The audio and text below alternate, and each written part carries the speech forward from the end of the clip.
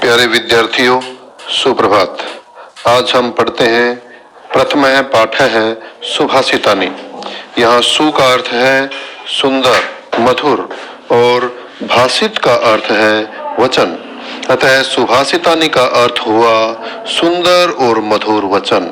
ऐसे वचन जिन्हें समझने और जीवन में इनका प्रयोग करने पर जीवन जीना बड़ा सरल और सुखद हो जाता है। तो आइए शुरू करते हैं पहला श्लोक। गुणा गुणज्ञेषु गुणा भवन्ति ते निर्गुणं पराप्य भवन्ति दोषाः सुस्वादु तोयाः प्रभवन्ति नद्यः समुद्रम आसाद्य भवन्त्यपेया। गुणा गुण, गुणज्ञेषु गुणियों में, गुणवान व्यक्तियों में गुण गुण भवन्ति बने रहते हैं, अर्थात गुण गुणवान व्यक्तियों में ही गुण बने रहते हैं। ते वे गुण निर्गुणम, निर्गुण गुणहीन व्यक्ति को प्राप्त करके भवन्ति दोषाः, दोषाः भवन्ति, दोष बन जाते हैं। सुस्वादु तोयाः प्रभवन्ति नद्यः, नद्यः नदियां, सुस्वादु तोयाः स्वादिष्ट जल वाली प्रभवंती उत्पन्न होती हैं। नदियां स्वादिष्ट जल वाली उत्पन्न होती हैं। जब नदियां समुद्र पहाड़ों से निकलती हैं तो स्वादिष्ट जल होता है, बड़ा मीठा जल होता है।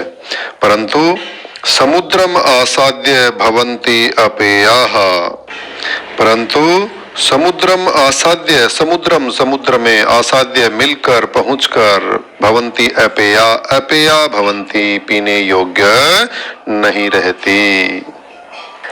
कहने का भाव है कि एक गुणवान व्यक्ति ही गुणों के महत्व को समझ सकता है।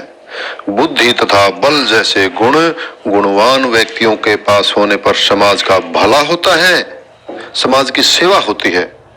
जबकि यही दोनों गुण दुष्ट और बुरे लोगों के पास हों तो समाज के लोगों को दुख ही देते हैं। आप यहाँ से वीडियो पॉज करके अपनी अभ्यास पुस्तिका में इसे लिख सकते हैं। आइए अब शुरू करते हैं दूसरा श्लोक। साहित्य संगीत कला विहीन है, साक्षात पशु पुच्छ विषाणहीन है, तृणम न खादन्नपि जीवमानः तद्भागधेयं परमं पशूनाम। यहाँ आप इन शब्दों को अलग अलग करके पढ़िए। साहित्य, संगीत, कला विहीन है। साहित्य, संगीत और कला से रहित व्यक्ति, मनुष्य साक्षात पशु पुच्छ विषाणहीन है। पुच्छ पूंछ, विषाण सींग हीन रहित, पूंछ और सींग के बिना साक्षात पशु साक्षात पशु है। तृणम न खादन अपि जीवमानः, वह तृणम तिनका घास, न नहीं, खादन खाते हुए, अपि भी, जीवमानः जिंदा रहता है। तद भाग ध्येयम परमम पशुनाम, तद वह, पशुनाम ऐसे पशुओं का, परमम बड़ा, अत्यंत बहुत ही, भाग ध्येयम सौभाग्य है।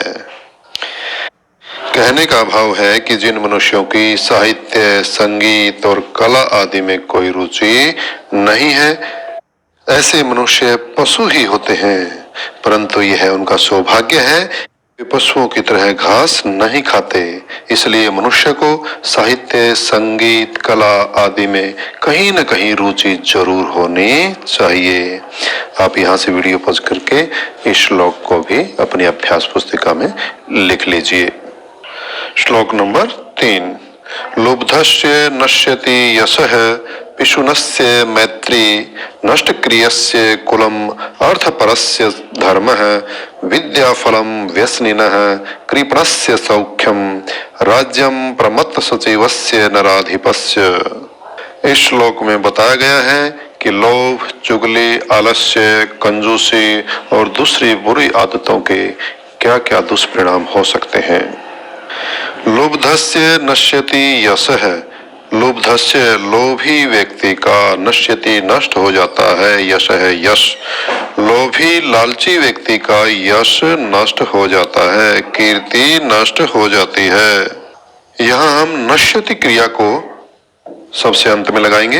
अब फिर से देखिए, लोभधस्य लोभी का यश है यश, पिशुनस्य चुगलखोर की मैत्री मित्रता, नष्ट क्रियस्य कुलम निकम्मे का कुल, अर्थपरस्य धर्म है, स्वार्थी का धर्म, विद्या फलम व्यसनीन है, व्यसनीन है बुरी लत वालों का, बुरी आदत वालों की विद्या का फल, कृपणस्य सौख्यम कंजूस का सुख, राज्यम प्रमत्त सचिवस्य नराधिपस्य, प्रमत्त सचिवस्य आलसी मंत्रियों वाले, नराधिपस्य राजा का राज्यम राज्य, नश्यति नष्ट हो जाता है।